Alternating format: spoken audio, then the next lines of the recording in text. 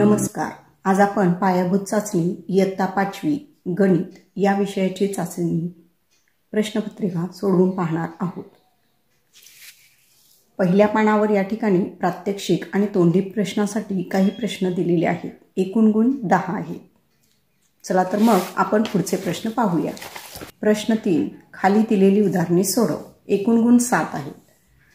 प्रत्येक प्रश्न 1 गुणासाठी आहे. कॅरमची किंमत अक्षरात लिही. या ठिकाणी कॅरमची किंमत दिलेली आहे, ती अक्षरात येणार आहे 3540. धनादेशावरील रक्कम दिलेल्या चौकटीत अंकात लिही. धनादेशावर दिलेली किंमत अक्षरामध्ये आहे 6779 फक्त, आणि ती अंकामध्ये इथे लिहून दाखवलेली आहे 6779. आकडा विस्तारित रूपावरून संख्या लिही. 5000 अधिक 300 अधिक 80 अधिक 4.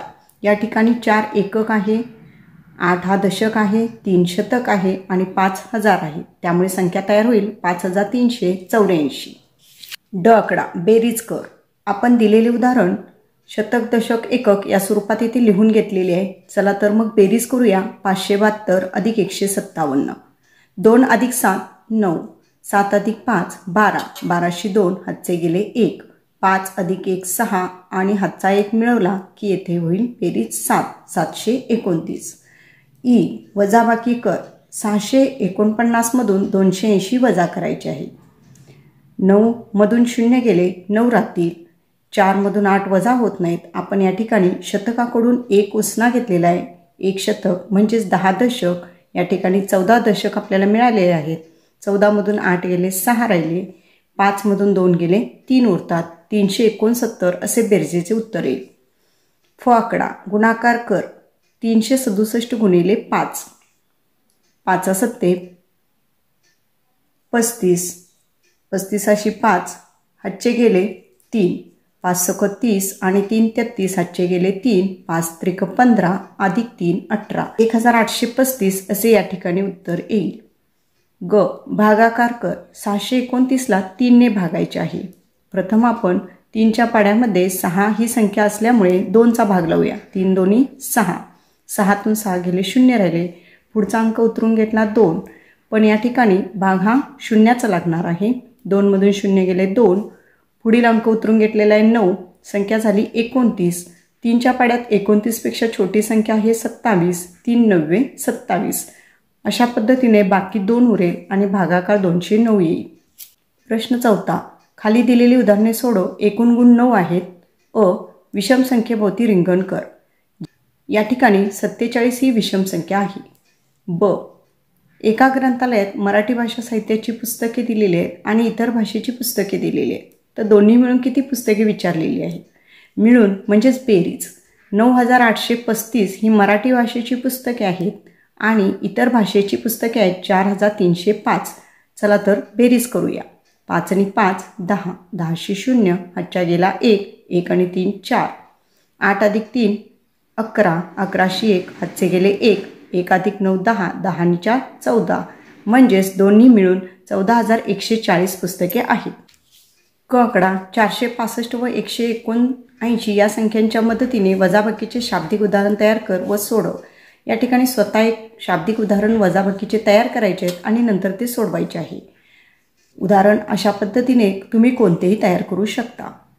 465 मधून 179 वजा करूया. 15 मधून 9 गेले 6 राहिले. घेतलेला उसना आपण परत दिला. 16 मधून 8 गेले 8 राहिले. घेतलेला उसना परत दिला आणि 4 मधून 2 गेले 2 राहिले. अशा पद्धतीने आपण खाडाखोड न करताही वजाबाकी करू शकतो. टेबलाची किंमत खुर्चीच्या किमतीपेक्षा 286 रुपये जास्त आहे. आकडा एका बागेत चिक्कूच्या झाडांच्या 50 रांगा आहेत आणि प्रत्येक रांगेत 32 झाडे आहेत. तर त्या बागेत चिक्कूची एकूण किती झाडे आहेत. रांगा 50 आहेत आणि प्रत्येक रांगेत 32 झाडे आहेत. म्हणजेच एकावरून अनेकाची किंमत काढायची आहे. तर इथे गुणाकार करायचा आहे. 32ने 50ला आपण गुणूया. 2 गुणिले 0 0. 2 पंचे 10. दशकाचा 0 दिला आणि 3 ने गुणूया. 3 गुणिले 0 0. 3 5 15. बेरीज केल्यास उत्तर येईल 1600. बागेत चिक्कूची एकूण 1600 झाडे आहेत. ई आकडा.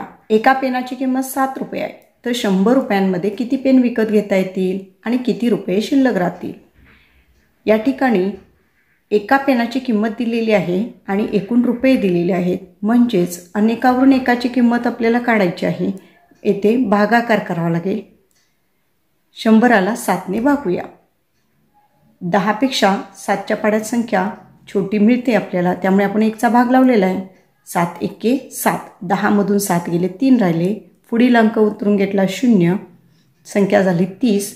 7 चोक 28. 30मधून 28 गेले 2. म्हणजेच आपल्याला 100 रुपयांमध्ये 14 पेन विकत घेता येतील आणि 2 रुपये शिल्लक राहतील.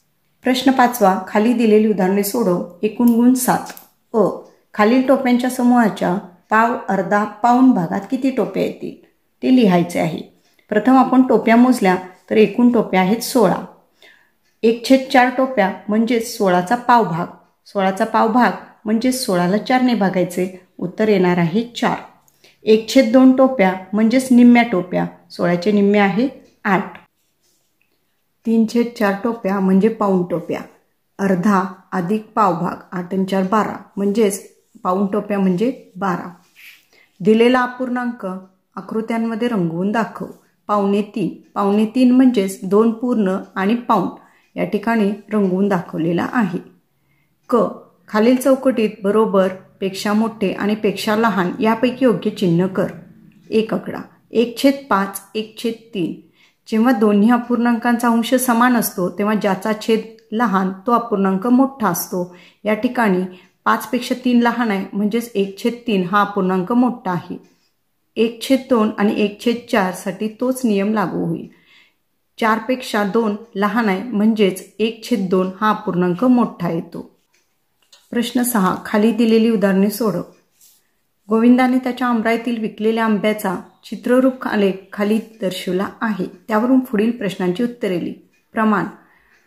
आंब्याचे एक चित्र म्हणजेच 1 डझन आंबे म्हणजेच 12 आंबे आहेत. वार आहे सोमवार, मंगळवार, बुधवार, गुरुवार, शुक्रवार आणि या ठिकाणी आंब्यांचे चित्र दाखवले. आपल्याला लक्षात घ्यायचे आहे की एक आंबा म्हणजेच एक चित्र 12 आंबे दर्शवतो. प्रथम आपण या ठिकाणी जितकी चित्रे आहेत तितके आंबे मोजून घेऊया. सोमवारी 4 चित्र आहेत म्हणजेच 12 चोक 48. मंगळवारी 2 चित्र आहेत म्हणजे 12 दोन्ही 24. बुधवारी 3 चित्र आहेत म्हणजे 12 त्रिक 36.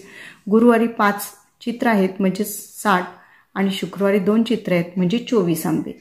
आता प्रश्नांची उत्तरे पाहू. कोणत्या दिवशी 48 आंबे विकले गेले? तर उत्तर आहे सोमवार. बुधवारी किती आंबे विकले गेले? 36 आंबे. शुक्रवारपेक्षा सोमवारी किती आंबे जास्त विकले गेले? शुक्रवारी 24 आहेत आणि सोमवारी 48 आहेत, म्हणजेच 24 आंबे जास्त विकले गेले. 48 वजा 24 24 येतात. गोविंदाने एकूण किती आंबे विकले? तर या ठिकाणी सर्वांची बेरीज केली तर उत्तर येणार आहे 192. प्रश्न 7. खाली दिलेली उदाहरणे सोडव. अ. चित्रातील काटकोन व लघुकोणांची संख्या मोजून लिही. काटकोणांची एकूण संख्या. काटकोन आपण मोजूया. 1 2 3 4. 4 काटकोन झालेले आहेत आणि लघुकोण आहेत 1 2 3 4 5 6 7 8.